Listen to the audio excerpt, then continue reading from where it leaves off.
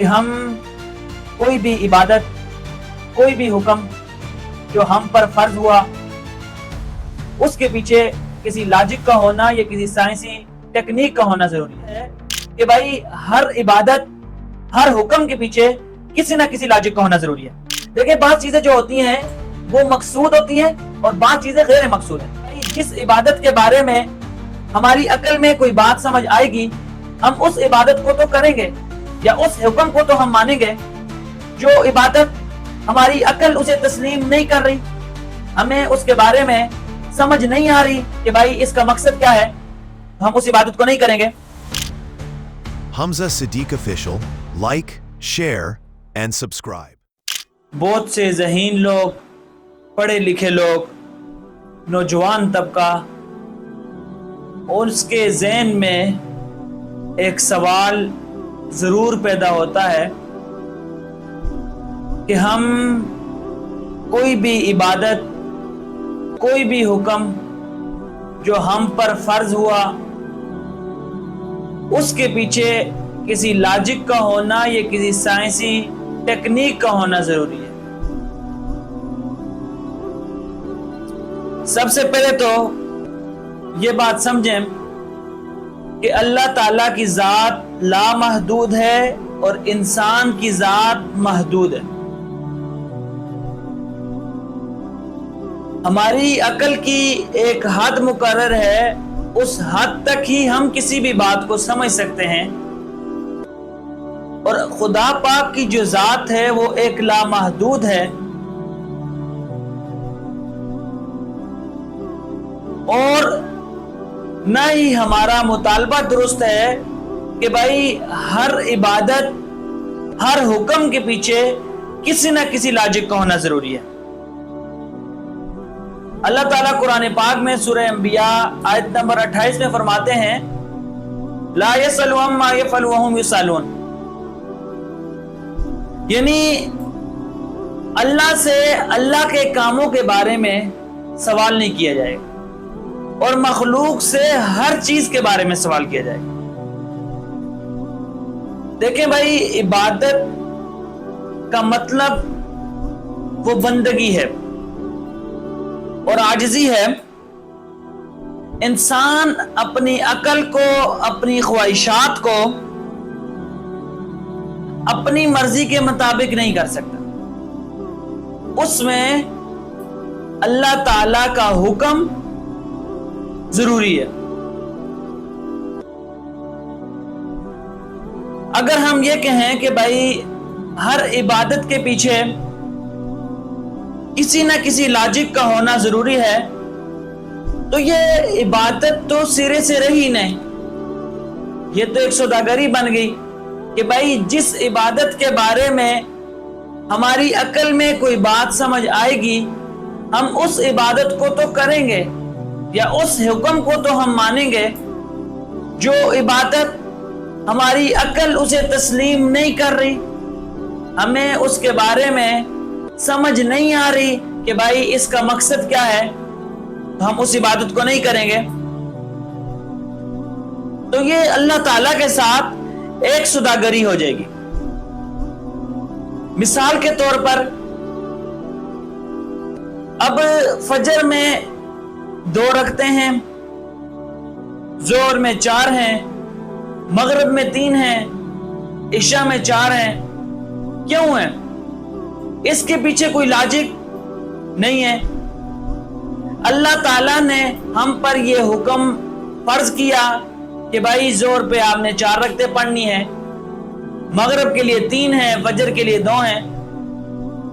تو اب ہم اس بات کے پابند نہیں ہیں کہ ہم اللہ تعالیٰ سے اس کے لاجک، یا یہ ہم لوگ سوچیں کہ بھائی یہ بات ہماری عقل میں نہیں آتی تو ہم نماز نہیں پڑھیں گے، ہم نماز کے منکر ہو جائیں۔ اسی طرح وضو ہے، اب وضو بھی دیکھیں بعض چیزیں جو ہوتی ہیں وہ مقصود ہوتی ہیں اور بعض چیزیں غیر مقصود ہیں۔ مثال کے طور پر اب وضو بذات خود مقصود نہیں ہے، وضو سے پاکی مقصود ہے، وہ پاکی کس کے لیے؟ نماز کے لیے۔ مقصود نماز ہے، وضو مقصود ہے نہیں ہے۔ اسی طرح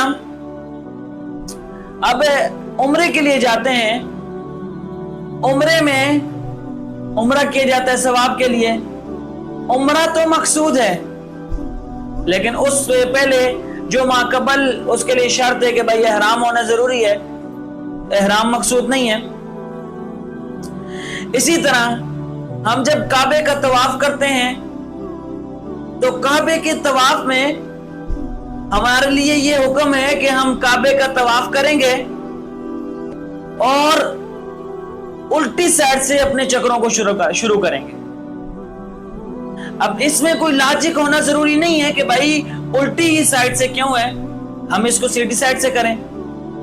بس جس طرح اللہ تعالیٰ نے ہم پر کوئی حکم نازل کیا، ہم اس بات کے پابند ہیں کہ اللہ تعالیٰ کے اس حکم پر اسی طرح عمل کریں۔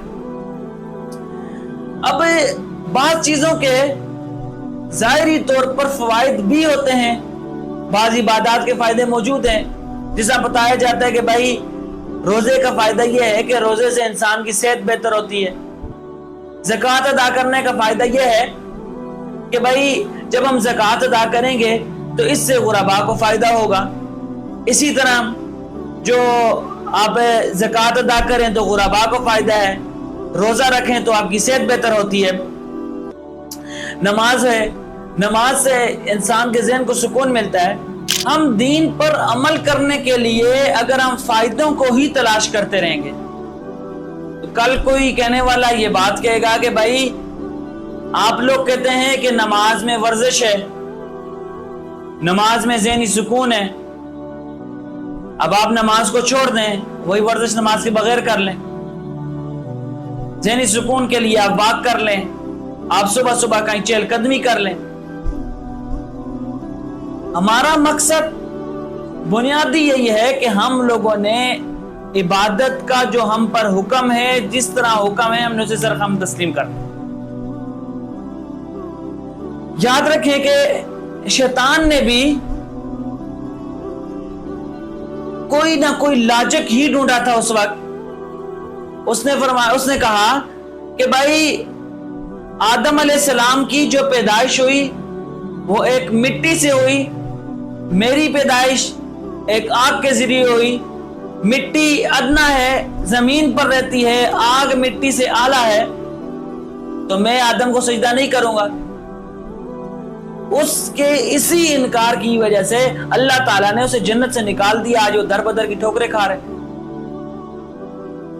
امام غزالی رحمہ اللہ تعالیٰ کا ایک قول ہے، اس طرح حضرت علی رضی اللہ تعالیٰ عنہ سے منقول ہے کہ حضرت علی رضی اللہ تعالیٰ عنہ نے فرمایا کہ بھائی اگر ہم دین میں صرف عقل کو ہی تلاش کرتے کہ بھائی یہ بات ہماری عقل میں آئے گی تو ہم اسے تسلیم کریں گے، تو پھر ہم جو موضوع کا مسا اوپر سے کرتے ہیں تو یہ اوپر سے نہ ہوتا، کیونکہ عقل اس بات کا تقاضا کرتی ہے کہ بھائی جو گندگی ہے وہ موضوع کے نیچے لگی ہے، ہم پھر جو مسا تھے وہ موضع کا نیچے سے کرتے۔ اسی طرح کئی احادیث ایسی موجود ہیں جن کا تعلق قیاس کے من کل الوجہ مخالف ہے۔ آپ نماز میں ہنسنا دیکھ لیں، اگر آپ نماز میں ہنستے ہیں تو آپ کا وضو ٹوٹ جاتا ہے۔ اب ہنسنے کا وضو کے ساتھ کوئی تعلق ہے نہیں، لیکن حدیث موجود ہے، آپ صلی اللہ علیہ وسلم کا قول ہے، اس پر عمل کرنا ہے۔ اس لیے اگر ہم کسی نہ کسی عبادت میں یا ہر عبادت میں کسی نہ کسی لاجک کو تلاش کرنے کی کوشش کریں گے کہ کوئی نہ کوئی لاجک ہوگا تو ہم عبادت کریں گے، تو ہم آہستہ آہستہ دین سے دوری اختیار کرتے جائیں گے۔ لہذا ہمیں اپنی عقل کو دین کے تابع کرنا ہے، نہ کہ اپنے دین کو عقل کے تابع کرنا ہے۔